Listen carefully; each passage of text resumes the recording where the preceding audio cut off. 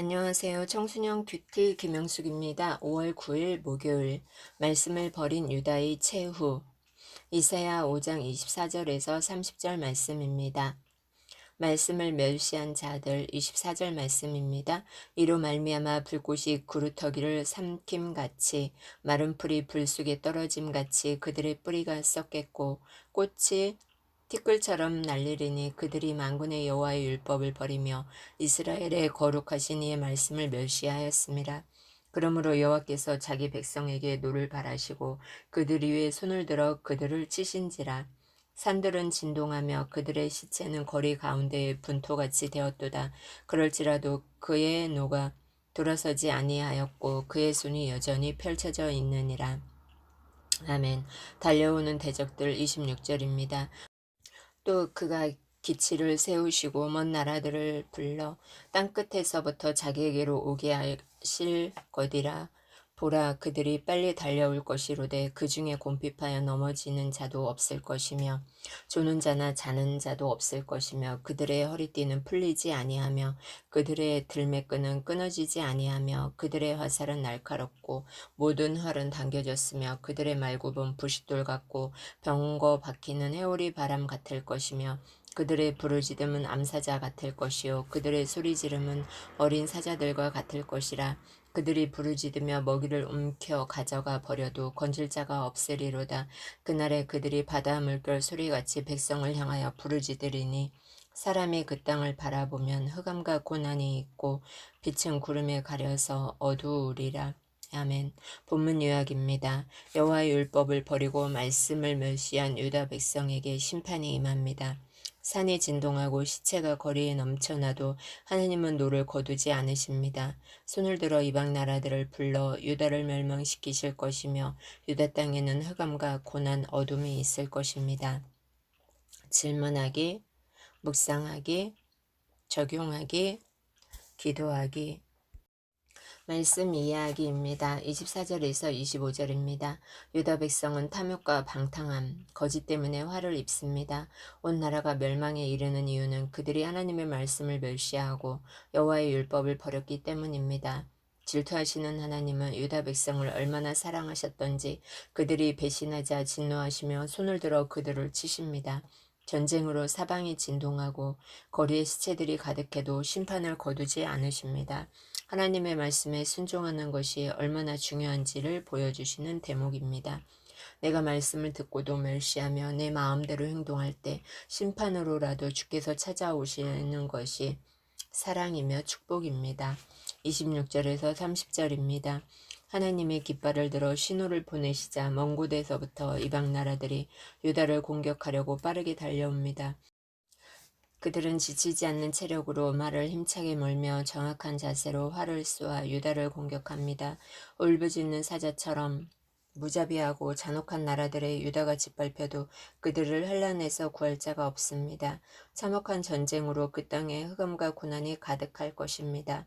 겉으로 보기에는 아수르와 바벨론의 침략으로 일어난 정치, 외교, 군사적 사건이지만 이는 하나님이 그들을 멸하시고자 이방 나라들을 사용하신 것입니다. 주의 백성인 유다의 생명은 주의 손에 있습니다. 마찬가지로 주를 믿고 구원받은 나의 생명도 주의 손에 있습니다. 말씀으로 질문하기, 내게 하시는 말씀인 줄 알면서도 순종하기 싫은 말씀은 무엇인가요? 불순종으로 겪게 된 곤란한 일이 있나요? 내 삶의 흑암과도 같은 고난은 무엇인가요? 내 생명이 하나님께 달려 있음을 믿고 부르짖어야 할 일은 무엇인가요? 말씀으로 기도하기, 말씀에 순종하지 않고 제 마음대로 행동하다가 제 삶에 어두운 고난이 찾아왔어요. 제 생명이 하나님께 달려 있음을 믿고 제 힘과 능력이 아닌 오직 하나님의 구원만을 바랄게요. 아멘. 묵상 간증입니다. 사랑의 심판 중3 이창준. 저는 4살 때부터 엄마를 따라 교회에 다녔는데 불신 결혼을 하신 엄마와 아빠는 교회에 다니시면서도 종종 싸우셨습니다. 저는 부모님이 싸우실 때 온 집안에 흐르는 두려운 분위기가 너무 싫었습니다. 그러다 영문도 모른 채 엄마를 따라 한 병원에 다니기 시작했습니다. 얼마 후 우연히 엄마 핸드폰 속 메시지를 보다가 제가 다니는 곳이 정신과임을 알고 충격을 받았습니다. 하지만 감사하게도 정신과 약을 먹으며 점차 안정되어 공부에 더욱 집중할 수 있었고 성적도 올라 친구들에게 인정받았습니다. 하지만 제 본 모습은 곧 드러났습니다. 성적이 떨어지자 두려운 마음에 학교에서 짱이라고 불리는 친구와 어울렸습니다. 그러자 여호와의 율법을 버리고 거룩하신 하나님의 말씀을 멸시한 유다 백성에게 심판이 임하듯 하나님을 의지하지 않은 제게도 심판이 임했습니다. 친구들은 하나둘 저와 거리를 두었고 짱이라는 친구와도 다투고 사이가 멀어진 것입니다. 마음이 가난해진 저는 그동안 소홀했던 기도와 큐티를 하게 되었고 제자 훈련도 받으면서 자존감이 회복되는 은혜를 누렸습니다. 함께 제자 훈련을 받는 형 누나들과 캠프에 가서 속 깊은 이야기를 하며 처음으로 행복을 느꼈고 겨울 수련회에서는 간증도 했습니다. 이후 용기가 생겨 반 친구들과도 화해하고 예전에 저처럼 무리에서 떨어진 친구들도 챙겨주었습니다. 그런데 막상 저를 괴롭히던 문제가 해결되고 나니 제 힘으로 해결한 것 같아 생색이 났습니다. 마음대로 행하던 유다 백성처럼 저도 시간을 마음대로 쓰며 학교에 다녀와 남는 시간을 핸드폰 게임에 모두 쏟아부었습니다. 게임 시간을 줄이라는 엄마 말씀을 듣지 않자 엄마는 인터넷도 게임도 안 되는 핸드폰을 사주셨습니다. 그런데 저는 기어이 방법을 찾아내 인터넷과 게임을 했습니다.